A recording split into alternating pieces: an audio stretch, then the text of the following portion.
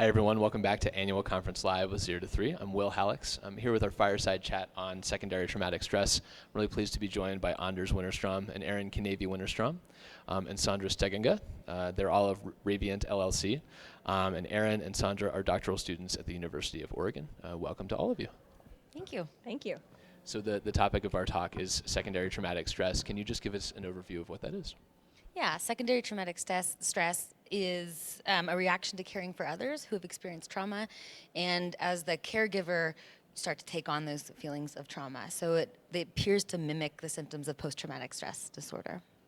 And what are some of the signs of STS? So some signs could be preoccupation with the child's traumatic event, could be reimagining the child's event, stress reactions like digestive issues, raised heart rate, feelings of panic, neglecting one's own needs, and maybe pushing too hard to get things done. So feeling exhausted, but really trying to push through even though you don't have the resources. And so a lot of the folks in our digital audience are professionals. They're early childhood educators or caregivers or service providers. Why is it important for them in particular to know and understand the signs? There are increasing numbers of children in care under age 5. And actually the highest rates of abuse, neglect, maltreatment, and actually child death from abuse are in children 0 to 3. We also know that teacher stress increases the likelihood that children will be expelled or suspended, even in the preschool ages. And we know those are often the populations most at risk, where we don't want that happening. We need positive relationships in that age. There's also a huge link between secondary traumatic stress and burnout.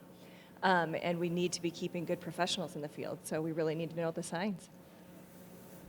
So if a professional thinks that they're experiencing STS, what steps should they take? Number one, get help. A lot of the time it's hard. We're caring professionals, we're dedicated to the field and don't often reach out. So starting to know the signs, reach out. And then today we actually went through a number of different structured supports. And so you can do things on the individual level, starting to do little micro breaks and different types of strategies and breathing techniques throughout your daily routine. There's also organizational level strategies that you can use to start to shift the way that we do things and embed some of those more relaxation and micro breaks within staff meetings and different ways that we structure doing our paperwork. And then also get together with a peer. Start to, be able to talk about things and have those social supports. That's actually one of the most powerful strategies we're finding. One of the things that you just touched on was burnout and the importance of keeping professionals in the field, which obviously is very important. What is the prevalence of STS in the field right now? So we don't actually know. This term that really comes from secondary stress really comes from the mental health field. So there's a lot of data about social work and counselors and psychologists, and we've just started to look at this in K-12 education. I think the first studies were out of 2012. So what we found, so there's folks at the University of Montana doing really interesting work in K-12 settings, and they're finding really surprisingly high rates of STS in the public school teachers, which sort of got us interested in thinking about what does that mean in early childhood when the component of caregiving is so critical?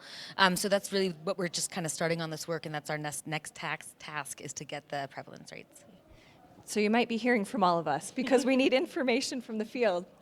Yeah, absolutely. And it does sort of sound like there may be possibilities for developments in sort of one part of the field or industry leading to more knowledge about others. Is that right? Mm-hmm. Yes. So where can professionals in our audience find more resources or information about STS?